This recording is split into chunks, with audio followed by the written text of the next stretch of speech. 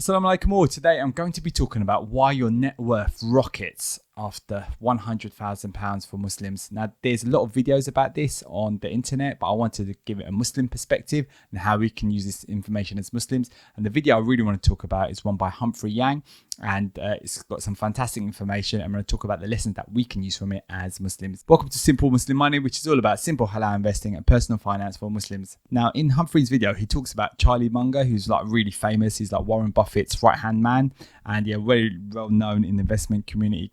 Fantastic investment advice. And one of the things he talks about is getting to the first 100K is so important. He stresses getting to 100K by any legal means necessary is so important because the reason is that your net worth completely explodes after your first 100K. So your net worth goes crazy after £100,000, and there's a bunch of reasons why this happens. For example, if you were to invest $100 in the stock market or some other type of investment, you take on some risk, and by the end of the year, let's pretend you make a 10% return. That means you'd have an extra $10 in that case. Now, that's not a life-changing amount of money. So as you can see, if you've got £100 and you put it into the stock market or somewhere and it grows by 10%, it's only like £10, which is still, good money.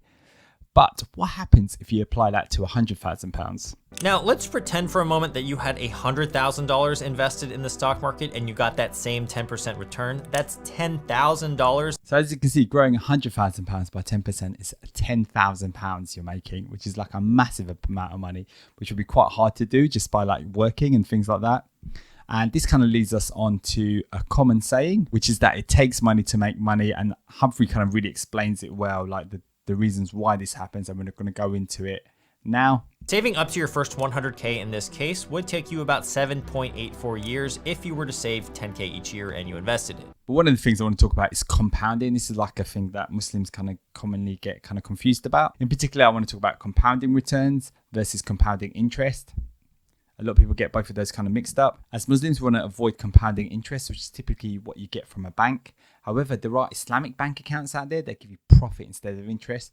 Now, it's very similar, pretty much seems exactly the same as interest, but how you get that money and everything is kind of different. So having profit is fine. After you get to $100,000, getting to 200K total would only take you 5.1 years because now your initial 100K is generating you interest and you're still keeping at it with the 10K in contributions every year. And another thing that is good and permissible for us is like compounding returns. So you invest in a business, for example, you invest in a restaurant that makes a lot of money and you take some of that profit for yourself. That is totally fine as well. Or you take that money and then you invest it in more restaurants and then make more profit. That is good as well. That's how the kind of stock market generally works. There is like kind of a few more things to think about, but generally that's what I'm really kind of focused on. And to kind of illustrate this point further, I want to talk about if you save £10,000 per year, to get to £100,000, it would take you 10 years. You're getting £10,000 per year. Now, let's change that and imagine the example where you invest £10,000 per year instead of kind of saving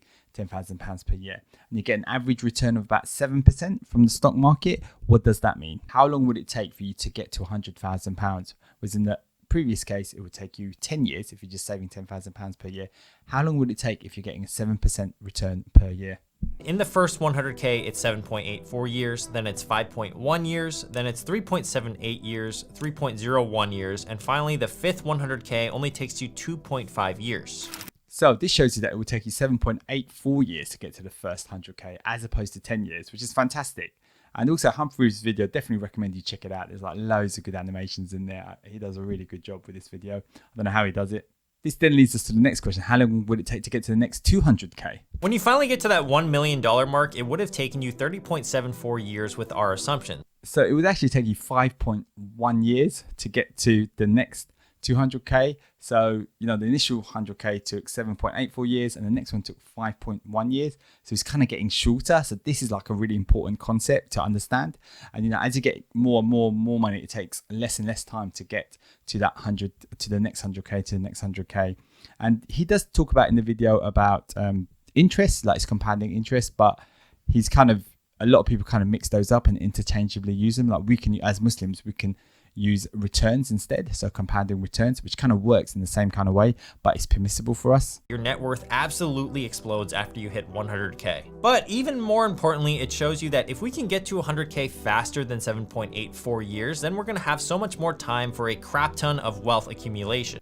So as you can see, it takes a shorter and shorter amount of time to get to the next 100K, which is fantastic. I mean, like, it just shows you just how important compounding is and how it works. And like, you know, it's that initial bit that is the really tough bit. $1 million, son, it's made up of 1 million single $1 bills. Yep. So to get to £1 million, it would take you 30.74 years, which is like fantastic. Like, you know, it shows you what you can do to, like, you know, get and just compound your money to such an amazing amount.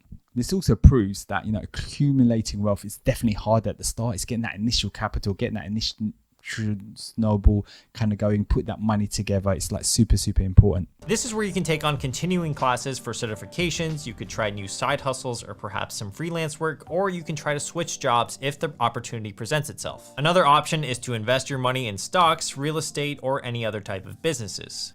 And this is fantastic. Like, you know, Humprey talks about focusing on getting to 100K, like saving that £100,000. I'm going to talk about how to do that like a bit later, and other things as well to help you there, like certain tax advantage things that you can do as well. But it's really important to kind of like get to that £100,000 as soon as possible. And then the more time you have for that to keep rolling and rolling and rolling and getting more and more and more. And another thing he talks about is like this instant gratification world, where we're not talking about the consequences of our spending for the future, which is like a really good point. You know, buying all these little coffees and things like that, or going out to eat and stuff like that, you know, which is, I totally agree. You know, we do need to be enjoying ourselves as well. But it's also about being mindful about that spending. For example, do you know how much you spent eating out last year? I bet, like, you know, if you were to put it together, it would be, you know, quite a large amount. And also, I mean, another thing for me as well that's really kind of on my go at the moment is just like a lot of these restaurants are really bad, and they charge so much money. And yeah, I'll go to some, like for my birthday, we went to this restaurant in Ilford Lane, Nagina. It's like really cheap, but the food is really good. You know, the service is good and everything's like that. And you go to a lot of these fancy places, not even very good. And, you know, you could easily spend like a lot of money. And there's a fantastic book called The Millionaire Next Door. And it's a very famous book within the kind of personal finance community. And definitely something I recommend for Muslims to kind of read as well. And he talks about how people in that book, you know, they start with modest incomes, but they're just really good at saving and managing that money. And yeah, definitely recommend you check that book out. And they know how much they spent last year on eating out, how much they spent on, you know, going out and doing things like that. $1 million, son, it's made up of 1 million single $1 bills. Yep, I really love this quote that he talks about that he got from his dad, which is £1 million is made up of $1 bills, which is like so true. And also reminds me of a quote I heard from this book that I absolutely love that I read recently, which is The Unreasonable Hospitality. And he talks about how raindrops make oceans. So this is when they were going through a really tough time and they had to cut back and, you know, tighten up the belts. And, you know, it really is true. Like all these little bits of money that you save up here can really add up. And then Humphrey talks about different strategies to get to 100,000K, $100,000 in his case. But, you know, you can use pounds or whatever you are, Canadian dollars, whatever it is.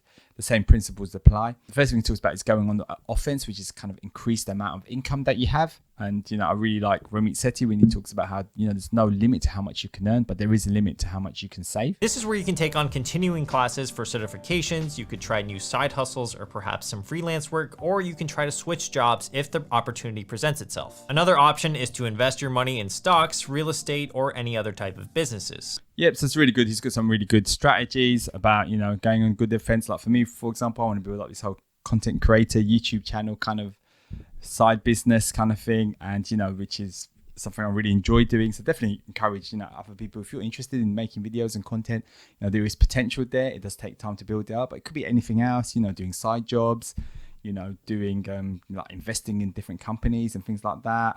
Just doing your like other things around, like just like look online. There's lots of stuff out there. So just being aware of these sort of things. The next thing he talks about is play good defense. So it's very kind of American sort of way. So we say, yeah, you know, just have a good defense.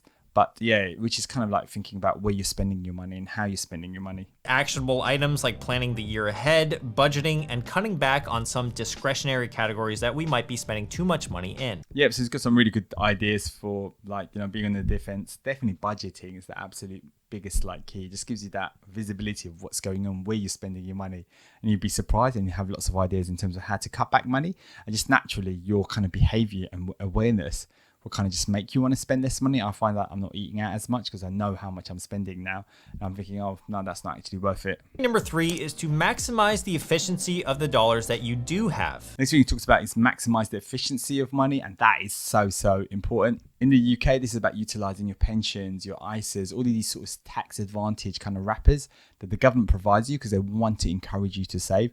And it's about using those and that way you kind of like reduce or avoid paying tax on the gains that you make. So through investing or, investing and saving and things like that. I talk a lot about investing in index funds, but also there's Islamic saving accounts out there. So I've got my emergency money out there. I know a lot of Muslims that have just got money in a regular account and they're kind of avoiding interest and things like that. But you could put that money to good use, put it into Islamic savings account. I use the Gatehouse one. Very easy to set up and I definitely recommend it for a lot of people. Hey, if you've enjoyed this video, please check out my other video where I talk about 3 bad habits holding back Muslims from financial freedom.